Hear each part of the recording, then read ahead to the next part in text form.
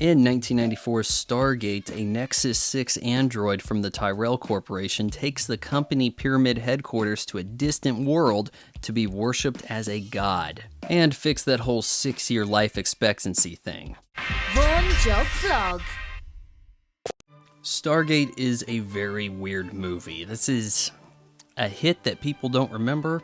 People remember there being a TV series, and they don't seem to recall that there was a film that launched the franchise. James Spader is a paleontologist. Is that it? He studies old ancient shit, tries to decipher some hieroglyphics. He gets called in to help the government because, well, he's broke. What else is he going to do? And the Air Force has him on hand to decode some messages, these apparatus, stones, and he goes and says, hey, this is what it means. Your expert, was it Richard Kind from Spin City? He's wrong, I'm right. And then they reveal to him the Stargate, which at the time was being billed as the biggest prop ever made for a movie. This like 30-foot ring. Engineers have found some way to lock it in place, and with the right instructions, they're able to open up a passageway to distant worlds on the other side of the known universe. To go check out what's on the other side, they also have along Kurt Russell, whose kid died from accidentally shooting himself. Throughout the movie, you're going to see similar things coming up in terms of his relationship with children, how they need to stay away from guns, that kind of stuff. And this character actually gets some redeeming qualities. He was suicidal, but by the end of the movie, he's got a new lease on life. Oh, and you're going to see some similarities here between this film and Soldier with Kurt Russell. The team with Spader and Russell go through the Stargate, and on the other side, they find sand and pyramids. Oh, hey, look, it's French Stewart, also from a 90s sitcom. There's an underdeveloped civilization out there, and they are fearing these guards who appear. They wear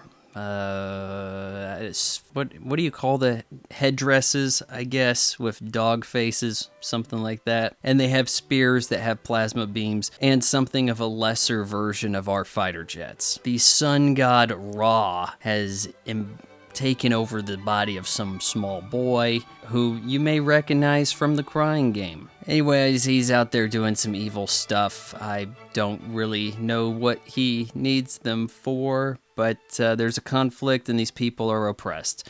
So the military unit tries to save him, and the max skills of James Spader are present in this movie. Immediately, the hottest babe in the world is hitting all over him. And I think they got accidentally married. Sure enough, with some resistance training and small firearms, the civilians find that the predatory guards are not that scary when they learn that they're darkies. A few things I really take issue with. One of these Air Force guys is taking pictures without a lens on his damn camera. 2, they brought a nuclear bomb to the other side with the intention of blowing up that Stargate.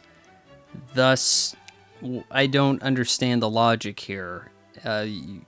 You have a gate on Earth, and you're dialing in and you're going to another gate. That kind of makes you think, like a phone, more than one phone can call you, right? So blowing up one gate, what good is that? If anything, if you fear an invasion from another world, blow up the one on Earth. You get this nonsense about them being stuck over there. Okay, you don't need to call back to Earth. You just have them turn that machine on again, and your gate will open so you can go through. I mean, shit, when I call somebody on my phone, they don't have to call me at the same time for us to talk. A plot hole like that is kind of hard to forgive. The effects in Stargate are a bit dated. You'll see that some miniatures look miniature. Maybe they didn't scale them up big enough, because when you have dust blowing about, you can tell it's miniature dust compared to these models. There's also some issues with compositing effects before we had the digital technology to really clean them up. But it doesn't look bad. I mean, overall, this is a